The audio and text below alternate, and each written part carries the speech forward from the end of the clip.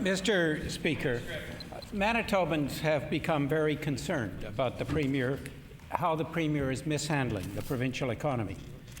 Last week's labour force survey shows that the number of people employed in Manitoba has gone down.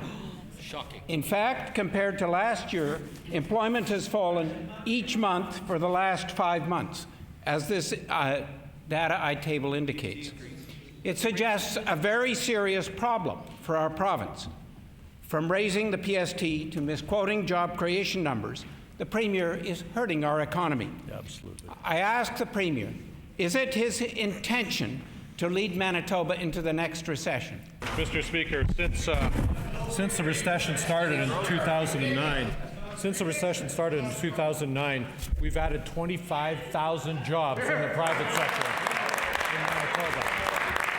25,000 jobs, Mr. Speaker. The Manitoba economy has performed better than the Canadian average during those years. Now we have a program, Mr. Speaker, a program the member opposite has voted against to lift the economy another $6 billion, Mr. Speaker, to invest in critical infrastructure, to generate 58,900 new jobs in Manitoba, Mr. Speaker. The member opposite, if he wants to support the economy, should have supported for the budget, should have supported for the innovation strategy we have, should have supported the kinds of things that will generate good jobs for young people in Manitoba, Mr. Speaker. Mr. Speaker, the problem is that no matter which way you look at it, the facts remain the same. Here's Stats Can data. Similar but slightly different, but shows exactly the same trend. Poor unemployment figures and employment figures in Manitoba for the last 5 months. It's not just about the number of people employed. The number of people unemployed has risen. The participation rate of people in the economy has decreased. Yep. Employment for youth is going up in Canada, but down in Manitoba. Business owners are saying they're seeing a decline in business. There's a problem. Can the Premier tell Manitobans why it is that the economic indicators for Manitoba are going in the wrong direction? Mr. Speaker, we have the third lowest unemployment rate in Canada, Mr. Speaker. We have one of the highest participation rates in the economy among working-age population, Mr. Speaker.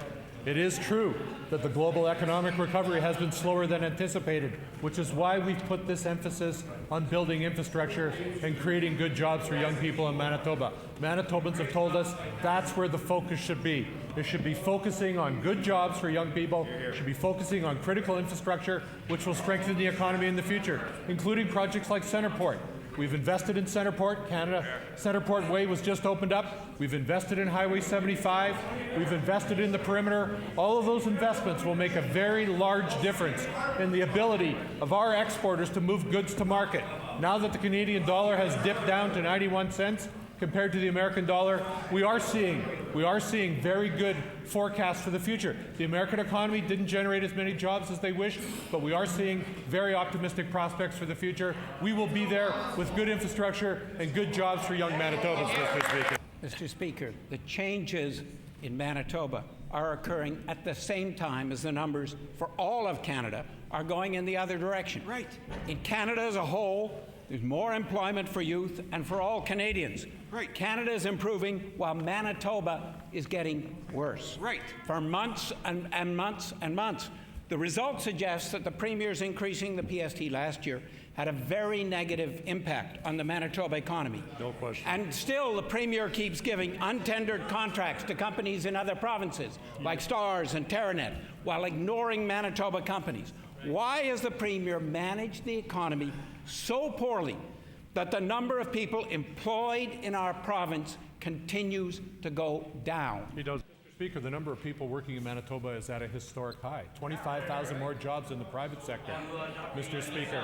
Over the last 5 years, during the recession, Manitoba has actually outperformed Alberta and Saskatchewan in terms of its economic performance. We now see a period where we need to focus on good jobs and infrastructure as the next step forward in making sure the economy continues to grow. That's exactly what we're doing, Mr. Speaker. We're going to have a skills agenda, 75,000 more skilled workers over the next 8 years. major investments in infrastructure, major investments in flood protection, which will allow those communities to have a renaissance and the certainty that they will be safe in the future.